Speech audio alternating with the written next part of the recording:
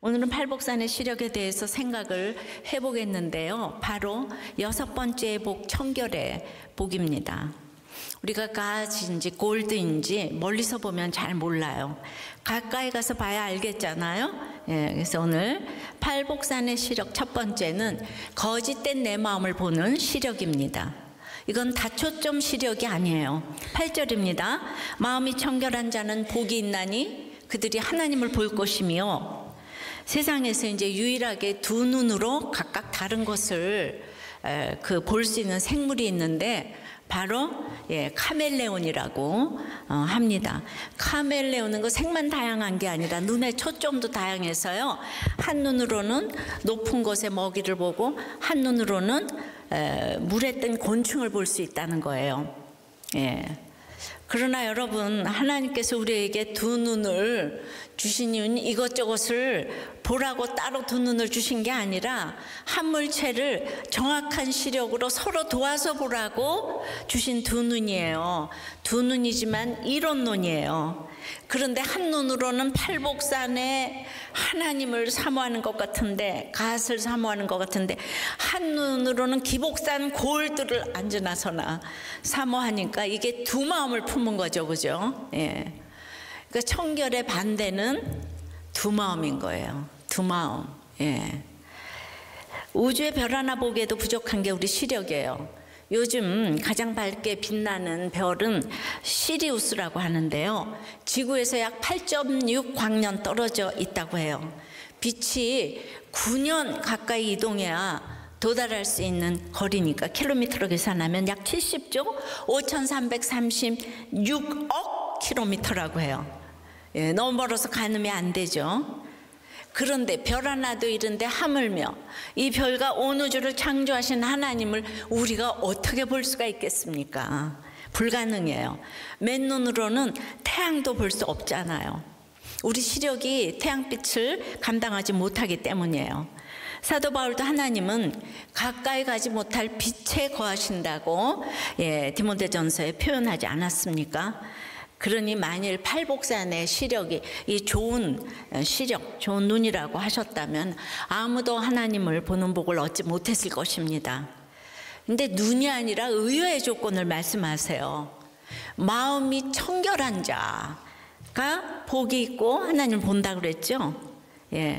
마음이 청결해야 되겠는데 예레미야 17장 9절에 보면 만물보다 거짓되고 심히 부패한 것은 마음이라 그랬어요. 그러니까 누가 하나님을 볼 수가 있겠습니까? 좀 잘 생각해 보세요. 어떤 집사님이 커피숍에 취직을 한 지 이제 3주가 지났는데 예전에 가게 사장을 했고 종업원으로 일하는 건 처음이에요. 그러니까 나이도 많아 취직하기도 어려운데 옛날 사장을 했을 때를 이제 생각해 가지고 너무 열심히 해야 된다는 생각에 그냥 설거지도 열심히 하고 쉬지 않고 테이블도 닦고 그랬더니 어느 날 나이가 한참 어린 상사가 와가지고 아무개님, 제가 할 말은 해야 되겠는데요, 왜 음료 만들 생각은 안 하고 그렇게 테이블을 30분이나 닦으면서 빈둥빈둥 대시는 거예요? 이랬다는 거예요. 그러면 이제 우리 마음에 드는 생각은 말씀이 딱 생각나면서 당신이 옳습니다 인정을 해야 되잖아요. 속으로 인정은 속으로 생각은 했어요. 그런데 아니 두꺼비같이 생긴 종업원이 나를 무시하네. 그냥 내가 사장일 땐 너 같은 거 뽑지도 않았어. 이러면서 내가 얼마나 테이블을 많이 닦고 빨리 닦고 청소했는지 CCTV를 돌려서 보면 되잖아. 이제 그렇게 속으로 그러면서 그런 속으로 생각하면서 겉으로는 네, 죄송합니다. 말했지만 내 힘이 생기면 저 상사를 내가 눌러야지. 이제 이런 생각이 들지 않았겠습니까? 그러니까 이제 카멜레온 얘기했잖아요. 죄송합니다 대답했지만 그 마음은 어떻습니까? 그 짧은 시간에 미움, 판단, 정죄, 옳고 그름, 무시, 비하, 비교, 교만 쫙 감정이 파노라마 치는 거예요.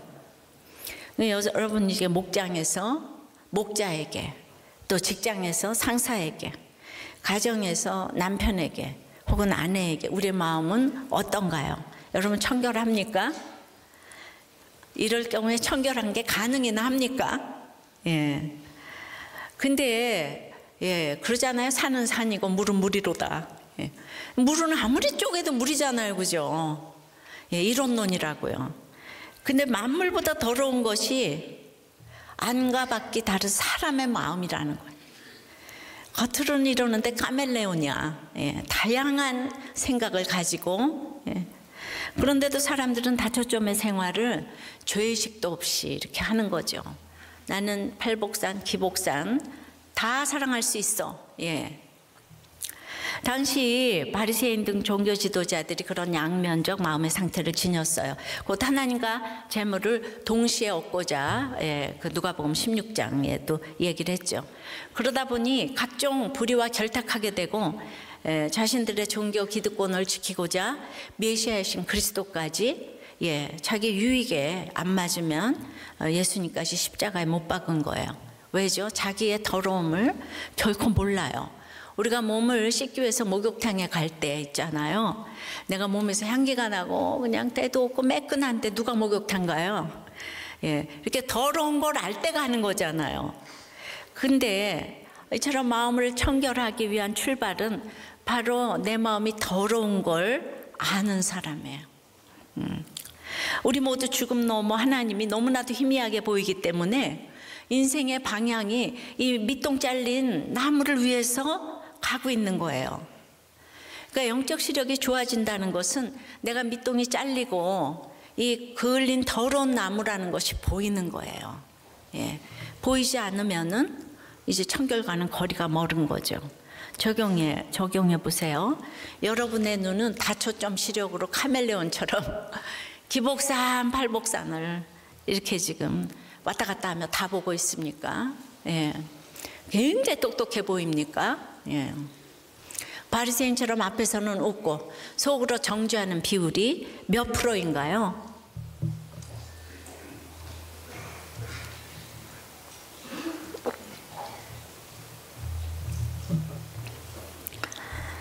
한 부목자님이 나눔을 하는데 저는 최고의 부목자로 불리고 싶어요. 목자가 되지 못하는 부목자 중 베스트 오브 베스트예요. 제가 우리들 교회 처음 와서 목장을 나갈 때 그때 저희가 알코올 중독 목장이었는데요. 인본적이셨던 부목자님과 권찰님께서 이제 약간의 언쟁을 하시는데 저는 부목자님을 위한답시고 바리새인처럼 입 바른 소리만 했죠. 권찰님은 너무 말이 많고 예전에 여자 집사님들은 말씀도 잘 안 하셨는데 지금은 너무 말이 많고 각자들 죄만 보고 가면 되지. 저 부부에게 병원 가라 마라가 뭐가 중요하냐고. 그런데 그렇게 자기가 얘기를 했는데 그 주일에 목장 보고서를 담임 목사님께서 전부 다 읽어주시면서 실명은 안 나왔지만 저의 나눔을 지탄하시며 말씀을 하셨어요. 너무 창피하고 분하고 왜 바리새인들이 예수님께 이를 바득바득 갈았는지 이해가 가더라고요. 하지만 제가 입 바른 소리만 하는 본질은 보지 못하는 바리새인이라는 걸 알았어요. 근데 그 부분을 목사님께서는 꿰뚫어 보시더라고요. 그러니까 제가 이렇게 목장 보고서 읽어드릴 때 이가 바득바득 갈리는 사람들이 많다는 걸 제가 알았어요. 그래도 저는 이 욕을 다 먹으면서 가기 때문에 오래 사는 것 같아요. 이제 욕했는데 저만 모르고 있지만 그게 다 영적으로 오잖아요. 많이 욕해 주시면 제가 오래 살 것 같아요. 그래서 이제 거짓된 자기 마음을 보는 시력. 두 번째는 마음이 청결한 시력입니다. 8절 마음이 청결한 자는 복이 있나니. 마음이라고 시작을 하잖아요. 이거 헬라어로 카르디아인데 이걸 히브리어는 레브라고 해요. 근데 마음의 그 뜻은 그러니까 마음, 심장이 무슨 일 하죠? 쉬지 않고 끊임없이 살아 움직이며 계속적으로 뛰면서 온몸에 피를 공급해서 발끝에부터 손끝까지 구석구석 신선한 피를 공급하는 일을 하잖아요. 그러니까 죽어있고 멈춰있는 적이 한 번도 없어요. 끊임없이 박동하는 심장이에요. 결국 이 심장이 뛰어 혈액이 온몸에 전달되면 우리 몸이 어떻게 됩니까? 매일 지속되고 반복되는 이 작업을 통해 우리 몸에 있는 나쁜 노폐물들이 다 빠져나가고 몸 구석구석까지 영양분과 산소가 공급되는 거죠. 그러니까 청결해지는 것은 심장 박동으로 말미암아 노폐물이 계속 흘러내려가는 거죠, 밖으로. 예, 순환하는 거예요. 그러니까 우리 심장만 살아있으면 되는 거예요. 하나님을 향한 내 마음이 바르게 뛰기만 하면 그 말씀이 내 몸 구석구석을 청결케 하는 거예요. 예. 그러니까 심장이, 잘난 심장이 어디 있고 못난 심장이 어디 있어요. 그냥 하루 종일 뛰는 거예요. 뛰는 거. 심장이 하루 종일 뛰는 거예요. 마음이 심장이라면 이 청결은 헬라어 카다로스라고 하는데 어떤 것도 섞이지 않은 순도 100%의 상태를 말하는 거예요. 예. 지난주 이제 피겨 선수권, 세계 선수권 대회에서 차준환, 이혜인 선수가 은메달을 땄는데요. 예, 그들이 연기를 끝내면 중계석에서 클린입니다 그래요. 클린. 예, 하나도 틀리지 않았다는 거예요. 뭐 회전수나 랜딩, 뭐 엣지 등 완벽했다는 거예요. 그걸 보면서 주님도 저도 이제 그 내 인생 여정 끝났을 때 클린이다라고 외쳐주시면 얼마나 좋을까요? 네, 클린이 무슨 뜻인지 모르죠. 네, 그러나 순도 100%의 청결은 인간은 이룰 수가 없다고 했어요. 하나님과 사람 사이에 뛰어넘을 수 없는 존재의 차이가 있기 때문인데요. 우리 유한한 존재가 주님의 무한한 존재를 감당할 수 없는 거예요. 그런데 그것보다도, 거리보다도 하나님과 나 사이에는 죄가 가로막혀 있는데 하나님께서 내게로 오시기 전에는 이 죄의 문제를 해결할 수가 없는 거예요. 그러므로 이제 그 하나님과의 거리를 좁힐 자가 이 세상에는 없는데 하나님께서 내게 오시기 전에는 아무리 똑똑해도 죄를 모르는 거예요. 죄를 모르는 사람하고 죄를 아는 사람하고 사니까 인생은 갈등 충만일 수밖에 없습니다. 아무리 시력이 좋아도 하늘이 어두우면 별을 볼 수가 없잖아요. 그 시력이 좋고 하늘이 맑아도 별이 빛을 내지 않으면 또 볼 수가 없어요. 근데 별빛이 수십, 수백, 수천, 수만 광년 떨어진 거리를 뚫고 우리 눈까지 오기 때문에 우리가 별을 볼 수가 있어요. 할렐루야. 내가 할 수 있는 게 하나도 없어요. 별 하나도. 그런데 우리가 그 별을 만드신 하나님을 보는 건 어떻겠습니까? 우리가 아무리 회개의 눈물을 흘리며 마음을 청결하게 한다고 해도 주님이 그 빛을 비춰주지 않으신다면 우리는 결코 주님을 볼 수가 없습니다. 그러니까 마음의 청결은 내가 노력해서 수양을 쌓아서 되는 게 아니에요. 팔복은 내가 노력해서 얻는 복이 아니에요. 팔복은 말 그대로 복이에요. 선물이에요. 지금 산에 올라온 너희가 누리는 이 복, 바로 이 청결의 복은 주님 앞에 내가 얼마나 더러운지를 깨닫는 사람이 누리는 복인데요. 하나님이 찾아오시면은 어떤 일이 생기냐면 이 계속된 고난 속에서 나는 착하고 나는 공부 잘하고 나는 이러다가 내 모습만 보다가 내가 감당할 수 없는 이제 하나님 찾아오시는 거는 내 죄가 보이는 거예요. 감당할 수 없는 내 죄가 보이는 거예요. 이제 나에게로만 향하던 내 눈을 들어서 그걸 보이게 해주신 하나님 앞에 직면하게 되는 거죠. 하나님 말씀이니까 말씀을 보게 된 거예요. 에베소서 5장 26절에 이는 곧 물로 씻어 말씀으로 거룩하게 하시고, 그러니까 물로 씻어 말씀으로 깨끗하게 하사 거룩하게 하시고, 예수를 믿으면 우리 인생의 모든 죄악의 더러움을 물로 씻는 이 물세례를 받잖아요. 그런데 깨끗하게 하는 것은 물이 아니라 오늘 말씀이라고 해요. 말씀이라고 해요. 그러니까 맨날 나는 그러다가 제 악을 보고 제 시선이 말씀으로 향했잖아요. 그죠? 제 모든 간증이. 그 말씀 속에 지금 내게 말씀하시는 하나님을 보게 된 것이죠. 그러니까 주님이 내 마음을 청결하게 해주시는 것이 아니라 나에게 청결한 새 마음을 주시는 거예요. 이것이 예수 앞에 나의 더러움을 고백하는 청결의 복인데요. 에스겔 36장 26절에 새 영을 너희 속에 두고 새 마음을 너희에게 주되 너희 육신에서 굳은 마음을 제거하고 부드러운 마음을 줄 것이며 또 내 영을 너희 속에 두어 너희로 내 율례를 행하게 하리니 너희가 내 규례를 지켜 행할지라. 진리의 성령님이 이렇게 오시면은 이게 새 마음이고 그것이 이제 말씀을 사모하는 것이 되는 거죠. 내 더러움을 알아서 예수께 나오는 자들에게 바로 이 새 마음, 청결한 마음, 이제 하나님을 바라볼 수 있는 새 마음, 새 영을 주신다는 거예요. 네, 이것이 청결의 복이에요. 그런데 심장은 막 움직여야 되잖아요. 고여있는 물은 썩잖아요. 흐르는 물은 산소가 공급돼서 깨끗해지듯이 우리의 마음 역시 계속적으로 공급을 받고 흘러가야 청결해지는 거예요. 그러니까 여러분, 목장은요, 은혜가 있어서 모이는 게 아니고 은혜가 있던 없던 모여야 돼. 심장은요, 이 몸이 건강하든 건강하지 않든 그냥 돌아가. 맨날 돌아가요. 그러니까 좋은 심장, 나쁜 심장이 없고 최고의 심장은 날마다 돌아가는 심장.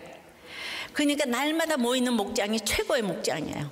이유를 대지 않고, 아니면 죽어요. 심장이 움직이지 않으면 죽잖아요. 여러분들 목장 모임 안 하면 죽어요. 알아요? 그러니까 그 목장에서 늘 마음속에 있는 죄악과 숨은 부끄러움들이 입을 통해 고백되어지고, 오늘 아까 간증하신 집사님이 수요예배 다 오겠는데 목장 가기 싫대잖아요. 예, 거기서 고백해야 되니까. 그러니까 목장에 가기 싫어서 교회 안 나오는 사람들은 다 죄가 있어요. 네, 예. 하여튼 목장 가기 싫다는 사람들은 뭐가 있어요. 예. 근데 그 고백되어지고 하나님의 말씀이 이제 내가 이렇게 노폐물들을 다 이렇게 흘러 떠내려 보내는 것처럼 내 죄를 떠내려 보내면 거기 이제 새로운 영양소가 자리 잡게 되잖아요. 이게 청결이에요. 네. 그러니까 말씀이 공급되어지는 거죠. 우리들 교회 시스템이 얼마나 청결 시스템인지 몰라요. 왜냐하면 우리 속에는 미움, 탐심, 악한 생각, 정욕, 죽을 때까지 사라지지 않아요. 그런데 그런 미움과 시기 질투가요, 흘러내려가지 않고 우리 마음속에 그대로 담겨 있다면 어떻게 되겠습니까? 뿌리를 내리고 열매를 맺지 않겠어요? 예. 이 미움이, 예, 그게 뿌리를 내리고 열매를 맺어요. 하나님을 바라보지 못하도록 망가져 버리는 거예요. 그러니까 목장이 안 나오고 혼자서 좋아하다 미워하다, 잘 되면 교만하고 안 되면 미워하고, 그죠? 이 모든 그것들이 썩어. 예, 고인물은 썩잖아요. 썩어서 맨날 흘러 떠내려가야 되는데, 예, 그래서 이 공동체를 귀하게 여기지 않으면 여러분들은 썩는 거예요. 악한 생각과 마음들이 생겨나지 않는 게 청결이 아니고요. 눈 뜨면 생각나 있고 눈 뜨면 또 자라나 있어요. 눈 뜨면 그냥 내 옆에 있는 식구들이 그다음에 이제 이렇게 그냥 눈만 뜨면 죽을 때까지 미운 마음이 생겨나지만은, 예, 그게 맨날 싹이 자라. 근데 목장에서 고백하고 큐티하고 고백하고 이제 공동체에서 그걸 흘려 잘 보내고 나눔과 묵상을 통해서, 예, 그래서 내가 보내는 것만큼 조금씩 차지니까 금세 달라지는 게 안 보일 수가 있어요. 그런데 그렇게 자꾸 이렇게 신선하게 하면은 내 몸도 청결해지는 것처럼, 예, 마음도 청결해지는 거죠. 예. 여러분, 청소할 때 뭐부터 하죠? 창문부터 열어야 되잖아요. 창문도 안 열고 그렇게 빗자루를 그냥 휘둘러 대면은 방이 더 더러워지잖아요. 그래서 우리는, 예, 입부터 열어서 고백을 해야 되는 거예요. 우리 몸의 창문이잖아요. 아니, 눈도 창문이고 이것도 창문이고 내보내야 돼. 예. 그래서 심장이 좋은 게 나쁜 게 없고 그냥 날마다 움직이는 거. 이거 그러니까 믿음이 없어도 날마다 목장 오고 교회 오고 이런 사람은 그냥 기본적으로 천국은 갈 것 같아요. 그리고 맨날 나는 믿음 없어 이러는 사람 최고야. 말씀 하나도 안 들려 그러면서 맨날 와서 앉아 있어. 예, 그 사람은 청결한 사람이에요. 오늘 그러잖아요, 그죠? 레브는 또 다른 뜻이 있는데 집이란 뜻이 있어요. 배우고 연구하는 집. 예, 뭘 배우고 연구하나요? 말씀을. 예, 끊임없이 공급해야 되는 거예요. 그러니까 이제 노폐물을 버린 자리에 거기가 말씀의 집이 돼서 채워져야 되는 거죠. 이게 청결한 자예요. 그러니까 이렇게 이제 청결이 제 전공이잖아요. 근데 여러분 그렇게 4명의 여자가 하루 종일 청소를 하는데 그 다음날 보면 또 할 게 있어요. 야, 그냥 하루라도 청소 안 하면 더러워지는데, 예, 청소를 하는 사람은 안 하면 죽을 것 같은데 한 달을 안 하는 사람은 안 해도 괜찮아. 예. 근데 점점 이제 망가져가는 거죠. 제가 해보니까 청소의 여왕이잖아요, 제가. 예. 사명의 자리에서 날마다 잘 닦고 비비고 문지르며 고백되어지고, 예, 이렇게 이제 그 흘러간 죄의 빈자리를 말씀으로 채워놓는 게 오늘 청결이라고 하네요. 우리는 뭐, 그러니까 당신이 옳습니다 하고 이렇게 이제 당신이 옳습니다 하려면 내 죄를 볼 수밖에 없어요. 근데 여기서 심장은요, 날마다 여전히가 가장 중요한 청결의 비결이에요. 심장은 날마다 움직여야 되고 여전히 움직여야 돼요. 이게 최고의 영적 비결입니다. 이게 바로 묵상이죠. 그럼 작년에 사도행전 했을 때 닦고 비비고 문지르고 디아트리보 생각나십니까? 생각나십니까? 근데 왜 여자들만 내해요? 이게 녹취를 안 하셨구나. 디아트리보 엄청 얘기했는데. 네, 다시 한번 죄악을 쏟아내고 흘려보내며 그 자리에 말씀을 채워넣는 게 청결이에요. 그러니까 우리도 교회 청결 시스템이 제대로 돼 있죠. 근데 거기 안 들어오면 여러분만 손해예요. 적용 질문이에요. 예, 고난주간을 시작으로 아직도 이렇게 내 마음속에 그냥 끼고 흘러가지 않고 고백되지 않고 또가리 틀고 있는 죄가 무엇이에요? 예, 그러기 위해서 큐티 하십니까?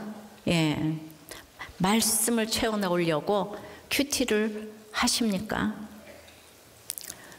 그리고 육적으로 여러분 청소 얼마나 자주 합니까? 예, 청소 너무 청소를 열심히 하는 것도 문제고, 예, 열심히 하는 사람들은 결벽증이라는 병이 있어요. 결벽증.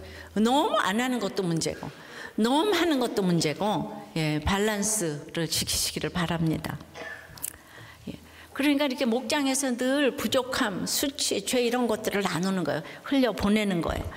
예, 서울시 보람 일자리 관리자를 채용하는 면접이었는데 이제 면접관이 각자의 단점이 뭐냐고 물어봤다는 거예요.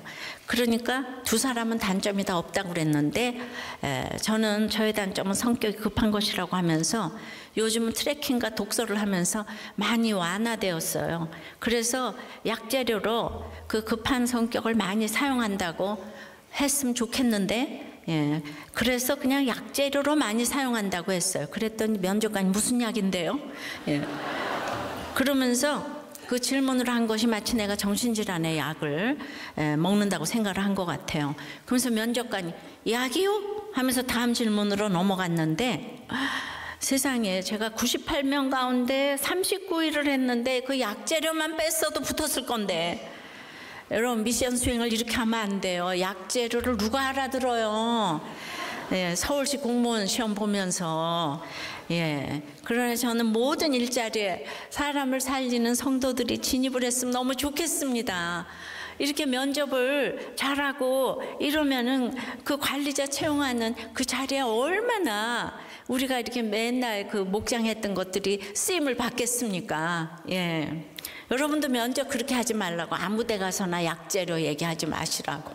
우리는 알아듣는 얘기, 우리 너무 하니까 알아들었는데, 예, 또 한 분은요, 자기는 현모양처가 예수님 믿기 전에 가장 큰 꿈이었는데, 그래서 이제 그랬는데 그 현모양처를 넘어서 지금 부목자가 됐잖아요. 예. 근데 내가 참 얘기하는데 나한테 부목자님 그러니까 내가 뭔가 된 것 같은 느낌인 거예요. 근데 어떤 분이 부목자라고 안 그러고 집사님 그러는 거예요. 근데 그때 기분이 확 상하면서 나 부목자인데 막 미운 거예요. 예. 인정받는 게 그거였나 봐요. 예. 워낙에 나는 맹추라는 소리를 어렸을 때부터 많이 들어서 예. 정말 그 너무 엄마가 커서도 맹추라고 하는데 그게 너무 싫었어요. 예. 그러니까 이제 이런 얘기를 하는 게 흘려보내는 거예요. 이런 얘기를 목장에서 드러내놓고 하는 사람은 이제 청결의 산으로 이제 가는 거예요. 근데 여러분들 이런 나눔 듣고 아유 뭐 그 부목자 하나 가지고 이런 사람이 더 문제예요. 아유 정말. 그러니까 이런 나눔을 할 때 막 격려를 해드리고 나도 그랬는데 집사님도 그랬어요. 아유 세상에 난 더 했다니까 이렇게 반응을 해주셔야 되는 거야. 아셨어요? 정답을 하면서 아니 예수 믿는 사람이 어떻게 그 직분을 가지고 그래요. 이러면서 정답 얘기하면서 밥맛이 되지 마시기를 바랍니다.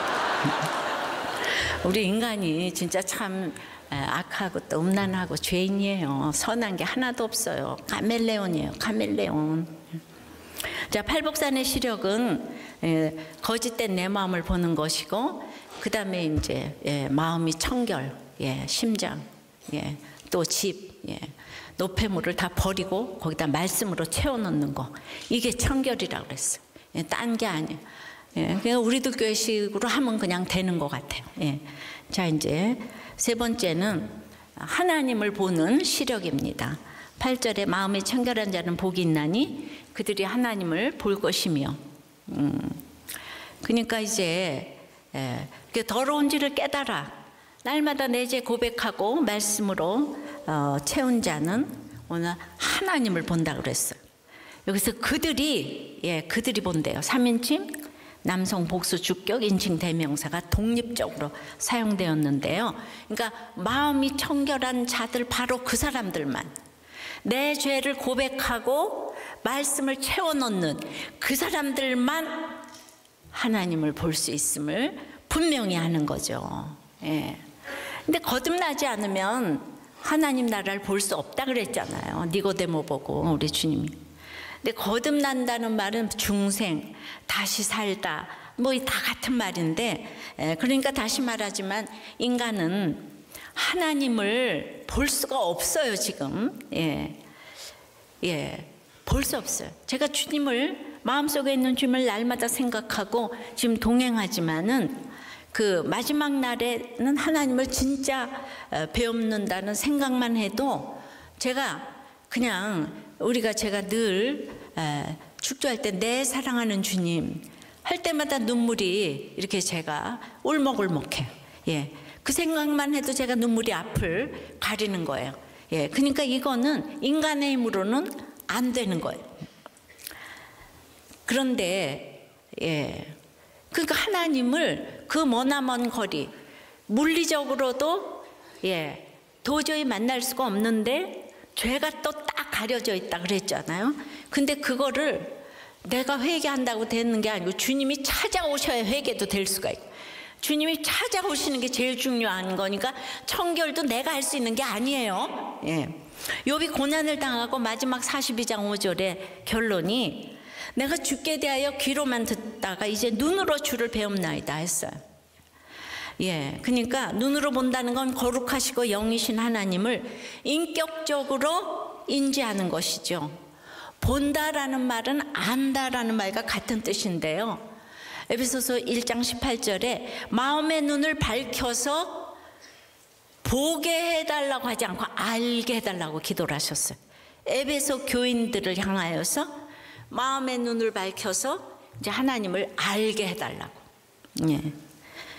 그러니까 마음의 눈으로 본다는 말이나 안다는 말이 같은 말입니다. 자신의 겉을 청결하게 하고 바르게 살려고 노력했을 때는 욥이 하나님을 귀로만 들었다고 했어요. 그런데 이 말을 했던 시점이 언제예요? 자녀들이 죽고 재산이 다 날아가고 아내가 자기를 저주하고 떠나고 자신의 가장 친한 친구들이 자신을 비방하고 더 나아가 온몸이 병들어서 발바닥에서 정수리까지 종기가 나서 재 가운데 앉아서 질그릇 조각으로 몸을 긁고 있으니 욥의 절친한 친구들이 멀리서 욥을 보고 그가 욥인 줄 몰라볼 정도가 되었을 때 하나님 앞에 죄라고는 하나도 없다고 생각했던 욥이요. 동방에서 의인이었잖아요. 예. 그런데 이런 휘몰아치는 고난 후에 욥이 이렇게 고백을 하는 거예요. 내가 주께 귀로만 들었다가 이제 눈으로 주를 배움나이다. 영적 시력이 생겼어요. 영적 시력. 그러니까 고난이 오지 않으면 영적 시력이 생기질 않더라고요. 근데 자꾸 기복산, 팔복산을 같이 가질 수 있다고 착각하는 거예요, 여러분들이. 예. 이 고백 후에 욥이 뭐라고 말합니까? 주님을 본 후에 주님께 막 따집니까? 내가 뭘 그리 잘못했는데요. 내가 착하고 공부 잘하고 의롭고 예배 잘 드렸는데 왜 나에게 이런 고난을 주십니까? 하나님이 진짜 계셔요? 다 이러죠. 이거 해석이 안 되는 게 전부 다 이제 하나님이 틀렸다는 거예요. 하나님이. 그런데 눈으로 본 욥이 한마디도 그렇게 원망 안 하고 바로 이렇게 6절에 이어서 그러므로 내가 눈으로 주님을 보았기 때문에 내가 스스로 거두어드리고 티끌과 재 가운데서 회개하나이다. 그러므로 회개하나이다. 이게 영적 시력이에요. 그러니까 하나님을 본다는 것은 무엇인가요? 사건이 해석되는 것이고, 사건이 해석되는 것은 하나님이 100% 오르신 것이고 99%도 아니고 100% 오르신 것이고 인간은 100% 죄인이고, 그것은 서로 사랑하는 것으로 나타나게 돼 있는 거예요. 다시 하나님을 본다는 것은 사건이 해석되는 거고 하나님이 100% 오르신 것이고 그건 서로 사랑하는 것으로 표현되는 거예요. 요한일서 4장 12절에 보면 어느 때나 하나님을 본 사람이 없으되 만일 우리가 서로 사랑하면 하나님이 우리 안에 거하시고 그의 사랑이 우리 안에 온전히 이루어지느니라. 예. 그렇기 때문에 마음이 청결하여 계속 내가 회개하고 말씀을 채워놓고 그래서 주님을 보는 사람은 곧 사랑하는 사람인 거예요. 예, 정말 용서하지 못할 사람이 없는 것인데 지금 하나님을 사랑하고 이웃을 자기 몸처럼 사랑하는 사람이 바로 주님을 보는 사람이에요. 주님의 사랑을 모르면 이런 주님의 사랑을 모르면 짧고 옳고 그름을 따지게 되죠. 보이는 것에 매입니다. 사람들이 보는 시선에 매여요. 주께 받은 은사도 다 비교의 대상으로 여깁니다. 내가 본 주님이 더 크다, 내 영적 시력이 더 좋다, 내 은사가 탁월하다, 이런 기복적인 가치관에서 떠나지를 못하는 거예요. 주님의 사랑을 알아야 돼요. 내가 마음이 청결해서 주님을 보는 게 아니에요. 주님이 나를 사랑하셔서 보여주시기 때문에 볼 뿐이에요. 나한테 선한 게 1도 없어요. 그래서 사랑이 더 중요한 거예요. 우리가 아무리 내가 베토벤 소나타를 치고 악보를 아무리 보고 공부를 해도 그냥 듣고 참 그 베토벤 음악이 좋네 하는 사람이 음악을 사랑하는 사람 아니에요? 악보를 아무리 보면 뭐해요? 듣고 좋아해야지. 그게 사랑이에요. 음악을 사랑하는 사람이지. 악보 보고 음악에 대한 지식이 많다고 그 사람이 하나님을 사랑하는 건 아니잖아요. 옛날 우리 부모님들이 없던 시절에 훨씬 주님을 사랑했다고요. 우리가 보면 감동이 있잖아, 부모님들한테. 못 먹고 못 살던. 그러니까 바로 이게 사랑이 중요한 거예요. 이 사랑을 주셨기 때문에 이제 눈으로 보는 건 하나도 중요하지 않아요. 그래서 귀로 듣다가 이제 그 눈으로 보는 적용을 하게 되면 무조건 내가 회개하나이다가 되는 거예요. 사랑을 받아 누리는 복을 맛보았기 때문에, 나를 살려주신 사랑을 경험했기 때문에, 그래서 당신이 옳도다 하면서 이제 또 내가 카멜레온 같은 마음이 속에 있잖아요. 그러니까 자꾸 회개의 눈물을 흘리는 거예요. 그게 맞긴 맞는데 아직 내가 100% 그 인정이 안 되는 것들이 있어요. 그래서 이 회개의 눈물을 흘리기 때문에 사랑으로 나타나는 거예요. 이 눈물을 흘려야 되는 거예요. 내 죄가 주홍같이 붉은 게 보여야 되는 거예요. 사람이 하루에 눈을 25,000번을 깜빡거린다는 거예요. 그렇게 눈을 씻어내야 이 건강하다는 거예요, 눈이. 그러니까 영육간에 회개의 눈물을 흘려야 시력이 좋아지는 줄 믿습니다. 영육간에 다 원리가 같아요. 그러니까 나의 이 사건의 현상을 넘어서 이제 청결하게 되니까 눈이 맑아져서 하나님을 희미하게 보다가 확실하게 보게 되잖아요. 그러니까 하나님이신 성경 말씀이 깨달아지는 거예요. 제가 이게 깨달아지니까 우리 남편 사랑하게 됐죠. 청결하게 돼서 이 기가 막힌 그 하나님, 그냥 영겁의 시간을 지나도 못 만날 하나님을 만나게 됐으니까. 그래서 이게 이게 순환되는 거예요. 그러니까 하나님을 눈으로 본다는 거는 무조건적인 긍휼을 원하시는 통로가 돼야 되는 거예요, 우리가. 예. 그래서 그것이 사랑으로 이제 나타나야 하는 것이에요. 네. 그런데 그 5.18 당시 나라가 위험했다고 하죠. 우리 대통령이 돌아가셨으니까. 예. 그렇다고 해도 이제 우리 나라는 다 살아났잖아요. 그죠? 근데 이제 역사가 옳고 그름을 어떻게 평가하는 거는 역사에 맡기고요.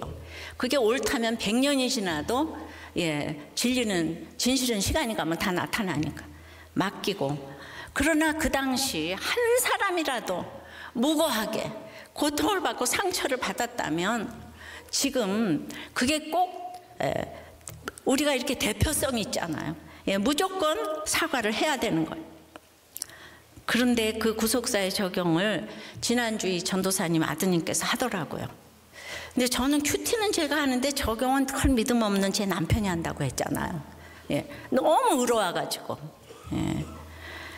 그런데 뭐 믿음으로 했건 아니건 그냥 무조건 죄인이라고 하니까 잘잘못을 떠나서 다들 할 말이 없는 거예요. 할 말이.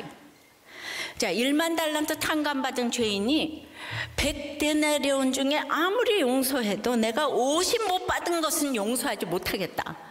이제 그러면 안 된다는 거예요. 믿는 우리는 조상의 죄도 내가 다 껴안고 모두가 제 탓입니다. 해야 되는 거예요. 우리 모두 죄인이잖아요. 바로 이거예요.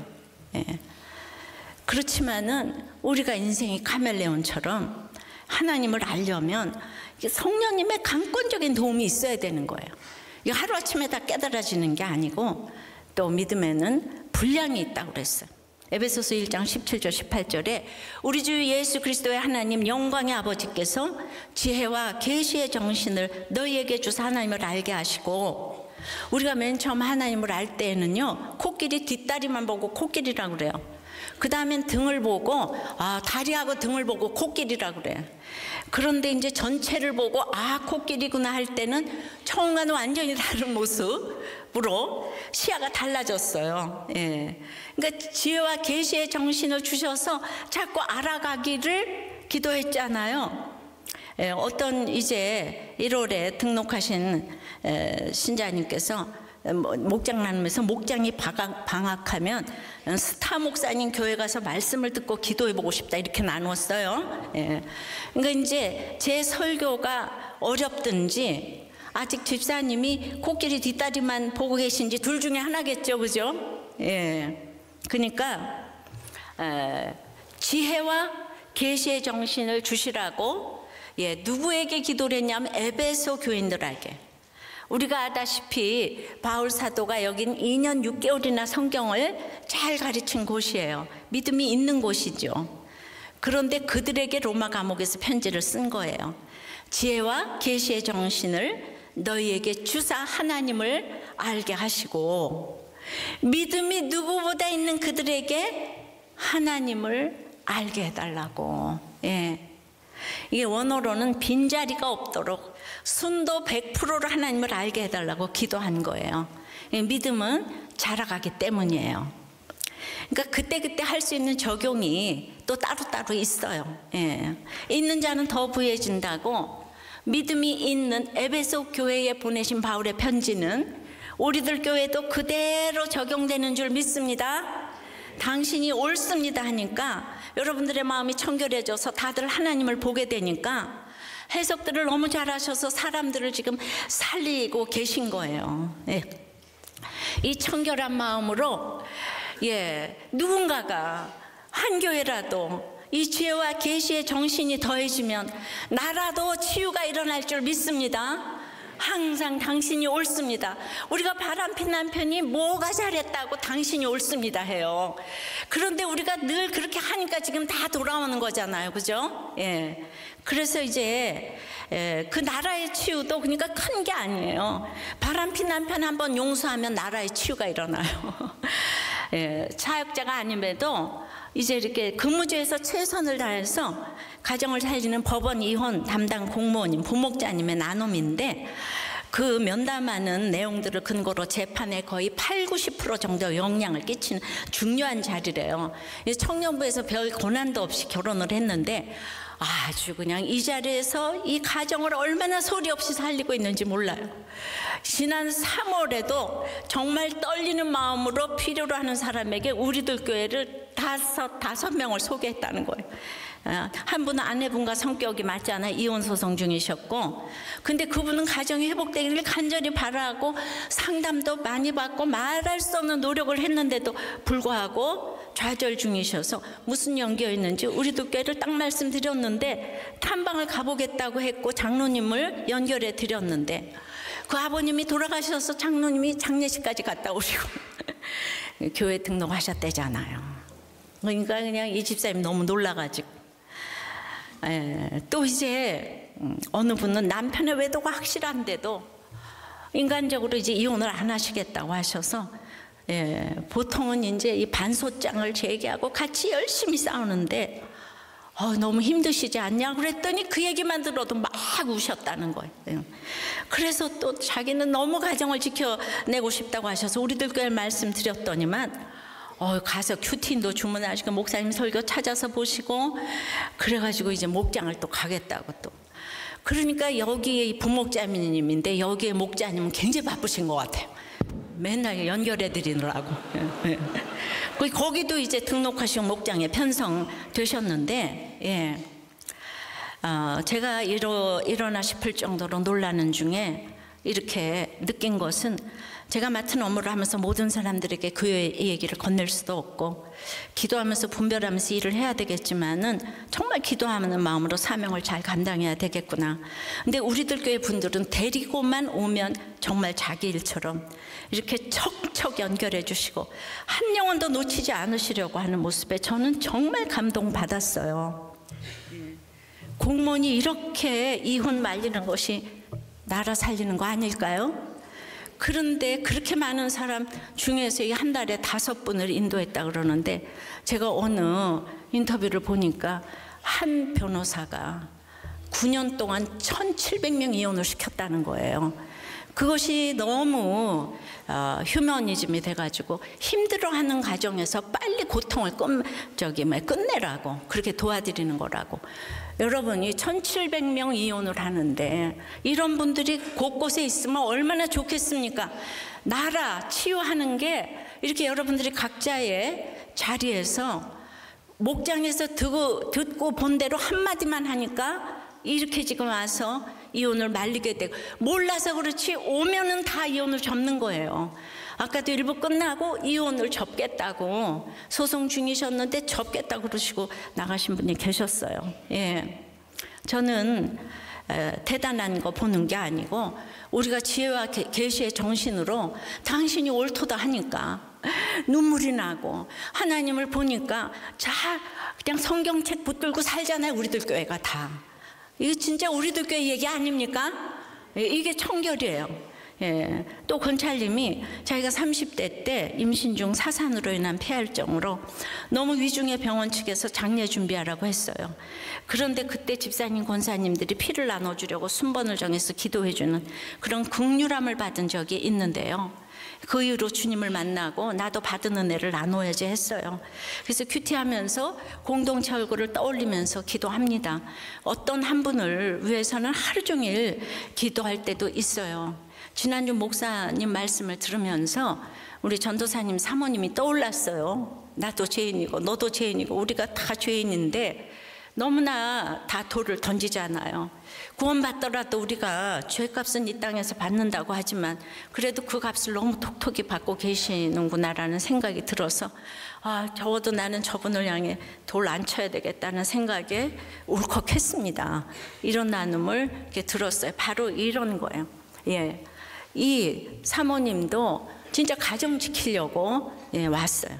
그리고 전도사님도 이제 그래서 아내 그 기도로 그 집안에서 지금 처음 있게 된 집이잖아요. 그러니까 그 식구들 모두 구원받아야 될 긍휼의 대상인 거예요. 그러니까 하나님이 찾아가시기를 기도해 주셔야 되는 거예요.